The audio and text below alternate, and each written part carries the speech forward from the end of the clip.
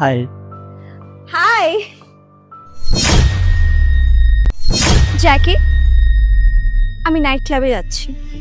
ঠিক আছে। এই ড্রেসটা পরে যাচ্ছি।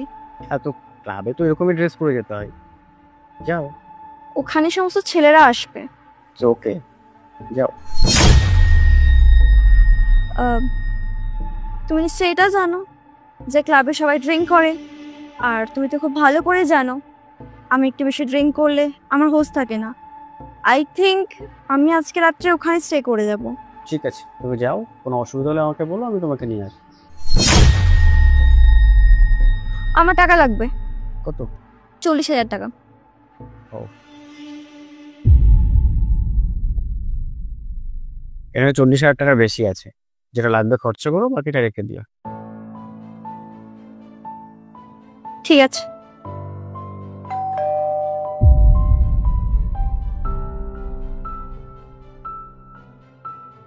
High. Hi. Wow, nice dress. Thank you. এটা কি? এটা এটা আমার ফ্রেন্ড, যার সাথে আমি ক্লাবে যাচ্ছি। ঠিক আছে ভাই, সাবধানে। শোনো না, বলছি আজ হয়তো আমার লেট হবে, তো মেবি আজকে না আমি ও রুমে থেকে যাব। It's okay. বলছি ওর না 1 BHK রুম। ওকে বাবা, যাও। ঠিক আছে, আমি আসছি। ওকে, বাই, টাটা। কাল জানিস তো, বুঝতে পারছি না আমার হাজবেন্ডের না কি একটা যেন হয়েছে।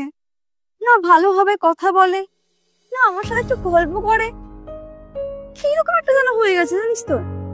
এই দেখ না, আমি এখন বললাম পার্টিতে যাব, আমাকে একবারও মনে করলো না, একবারও আটকালো না। ইভেন আমি এটা বললাম যে ওখানে অনেক ছেলে আসবে, আমি ড্রিঙ্ক করব, আমি রাতটা স্টে করব, তাতেও কিছু বললো না। তারপরে আমি আমার কাছে 40,000 টাকা চাইলাম, দেখ আমাকে টাকাও দিয়ে দিল। আমি বুঝতে পারছি না ও কেন এরকম করছে। আমার কি মনে হচ্ছে জানিস তো, ও না আমাকে আর ভালোবাসে না। তো এতে প্রবলেম কি আছে?